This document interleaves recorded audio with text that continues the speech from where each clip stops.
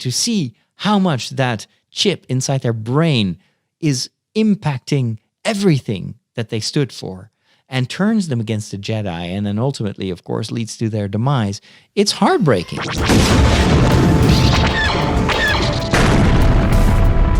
I finally saw the last four episodes that together form the finale to this Clone Wars animated series that I have been very late to the game with.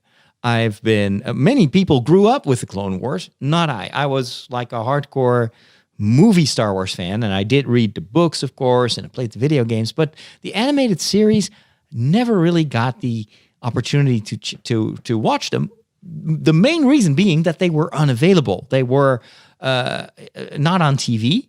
I think at one point we got Disney XD, which was a channel that was available for some cable subscribers, but I don't have cable. I don't have even regular television. I watch everything on demand. So for me, the only way to watch the Clone Wars was by buying the Blu-rays.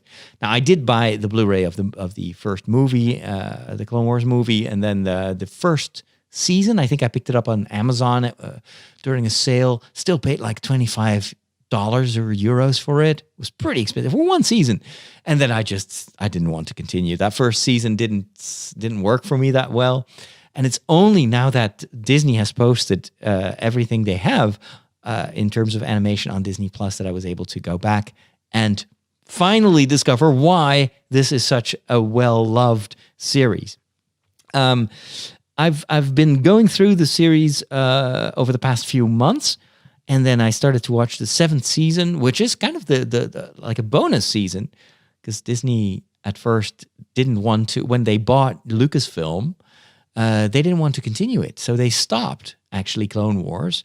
But a number of storylines were already in development. Some of the pre-production stuff was already done, and so it's only after they launched Disney Plus that they announced that they would finally conclude the story of Ahsoka, which is Anakin's apprentice, and then of course Anakin and all the others. They would give us a final season, and the season 7, is what I've been watching for the past few weeks. The first few episodes were still based on stuff that was in pre-production already when Disney bought Lucasfilm. And so in terms of tonality, they are very much like the rest of the series. The animation has improved quite a bit. You can tell that it's very polished. And then at one point, the series gets closer to the events in the actual prequel movies, and the last few episodes are happening in the same time frame as the prequels, the Clone Wars in the prequels, which of course very dramatic moments, very dramatic events. The most important one and the most destructive one, of course, being Order 66. That happens also within the story time frame of this last season of Clone Wars. So everybody was eager to find out what would happen. And in the meantime, there was also a bit of a drama going on with Ahsoka, this Jedi apprentice, because she was also disappointed by some of the actions by the Jedi Council, very similar to Anakin's disappointment. She was set up, and then, well, anyway, there's a breakup. I won't go into details because of spoilers. And when they finished these first few episodes that they still had lying around, they continued her story at first. So what is happening when she walks away from Anakin and all the other Jedi? And I have to say that I was disappointed by those episodes. Disappointed is a big word. I mean, I watched them. They were entertaining, but I didn't like the storyline. I didn't like the character. She meets two sisters and goes with them on an adventure. There's a little bit of a moral lesson to that whole thing. You'll have to watch it for yourself to find out what. But I felt that the story was a bit contrived. The two characters, the two sisters, were kind of weird, and I just didn't feel that they were Star Wars characters. It was, it just felt out of place, out of just not something that, and I don't know why. I can't really put my finger on it, but there was something about those characters that felt off and not Star Warsy enough. Also, the story itself was very inconsequential. There is the only thing that happens at one point, and that's where I kind of sit straight, and it's like, okay, we're back, is when Darth Maul appears. And of course, that is still part of the time frame that was established by the Solo movie. So I'm not saying anything new that when I say that Maul is alive. But when Maul is back, then all of a sudden they drop all the other inconsequential timelines, and then they gear up for the finale. And so this season feels to me like a bit of a like a 50-50 deal. Like 50% is kind of, not bad. And then 50% is, oh, wow, this is Star Wars. This is what I hoped it would be. And they totally deliver. So they tie into everything that happens in the prequels. That is very cool. We see more of the Siege of Mandalore. We see more of Darth Maul. And then, of course, there is this final confrontation, which, of course, is totally Star Wars. You need to have this big lightsaber fight and then all very dramatic, action-packed, and it was amazing. Animation was fantastic. Choreography of the fights. I've never seen this in the Clone Wars. One of my criticisms of the earlier seasons was that a lot of the battle was generic. It's just battle droids shooting at Jedi and Jedi deflecting their lasers. And it would always be the same setting and just not very interesting to look at. And I have to say that I skipped through a number of those episodes with these fights. It just went on and on. The worst for me was when they went to the planet of Mon Calamari. So that's where Admiral Akbar comes from. So it's a water planet because he's a bit fishy, of course. It's a trap. So there's this, I think 3 episodes with underwater battles. And it looks like a cheap knockoff of Aquaman.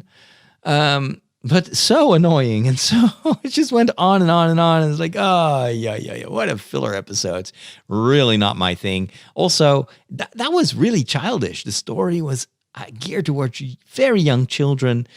And I've seen the Clone Wars grow up. And one of the major reasons that I never pursued the Clone Wars after seeing the first season on Blu-ray was that I felt that the story was a bit too much geared towards children. And of course, there's nothing wrong with doing that. But for, let's say, more hardcore Star Wars fans, it is a bit much to ask of us the patience of working our way through a story with a baby Jabba the Hutt, or like a baby slug and that sort of stuff. It's like, and then the episodes with Jar Jar Binks were pretty cringy as well.